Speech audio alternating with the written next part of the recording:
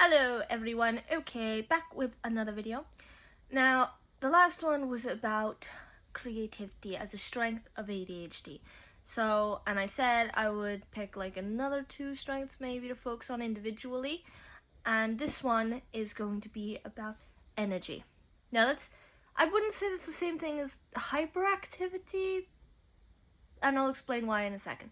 Anyway, but first, making a mention, if you like the content and you want to keep up with it or check out the vlog more often, then follow me on TikTok, subscribe to my YouTube channel, leave a like, comment, questions in the comments, and we will continue. So, okie dokie.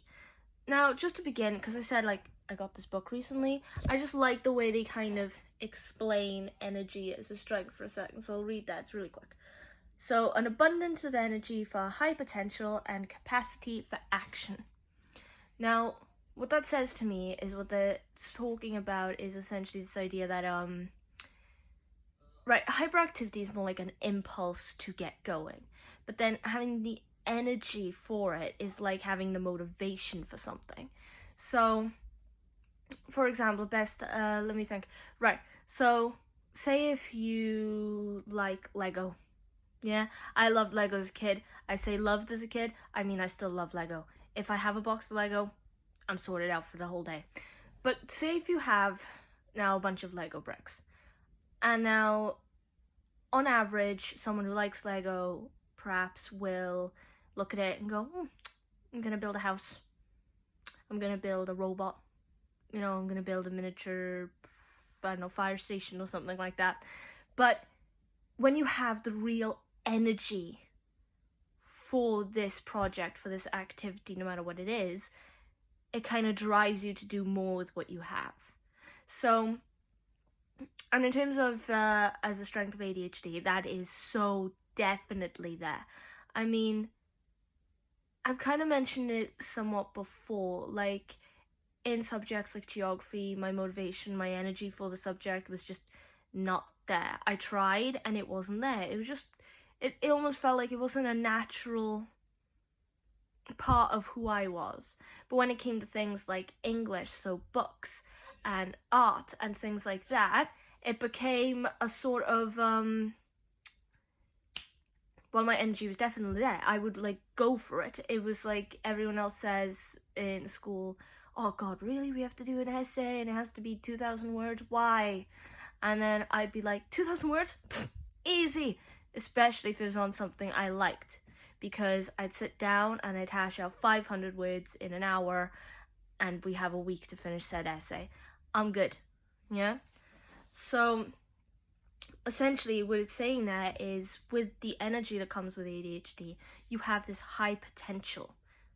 Right? So, I've met people who thought I had next to no potential, and said that to my face, by the way, simply because I had ADHD and autism. They only saw the issues, the difficulties, and the challenges. They saw only disadvantages of having that disorder. They saw someone who couldn't access a form of potential. Whereas other people I knew, some teachers, some family and such, saw potential like straight away and would tell me about it. Now, I lacked confidence, so they would tell me about, oh, Jess, you're good at art. Jess, you're good at writing.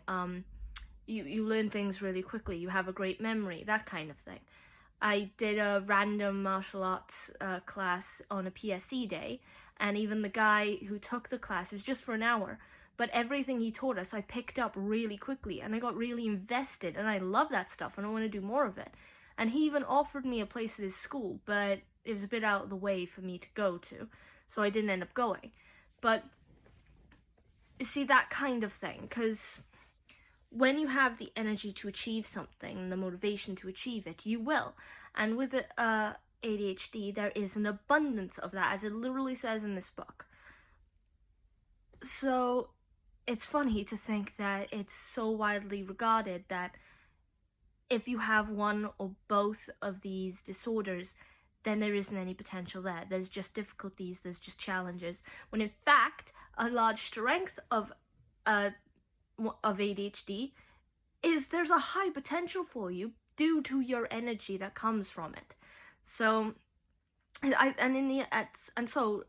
at the end of the day, it's just down to you to find where that energy comes into play. You know, are you really good with numbers and mathematics? I know some people who are. One of my brothers is. Is science your forte, or is it art, or is it sports? You'll find it. You'll go for it, and your energy will help you not only achieve the potential that you have and perhaps exceed it, but also it'll help you with like actively seeking your goals or your aims. So there's the capacity for what does it say? Capacity for action. That's the word I was looking for, action. Because instead of finding it hard to engage in the activity, you find it hard not to engage. That's the big difference. So, and I think outside of people with ADHD and autism, what it takes is teachers and family and friends to just realize that the times when you're don't seem that active, you don't seem that motivated or productive, isn't you being lazy, isn't you being fed up or bored or oblivious or anything like that, all of which I've been accused of by other people. It's not that. It's just whatever activity or whatever goal you're supposed to be aiming for at the moment isn't you. It's not something you're innately motivated to achieve. And so when it comes to the activities or the subjects, whatever it is that you do actively have an interest in, you'll achieve it no problem. So yeah, energy, massive strength of ADHD. So I think that's a good place to end it. Now the next I was about to say episode, the next video I'll talk about a third strength. I'll think it through because there are a couple of strengths to pick from, and I want to pick one that really speaks to me, something I have something to say about it. Otherwise, what's the point? So yeah, stay tuned for that. Again, if you like this, follow me on TikTok, subscribe to my YouTube channel, leave a like, comment, questions in the comments, and I'll see you soon. Bye.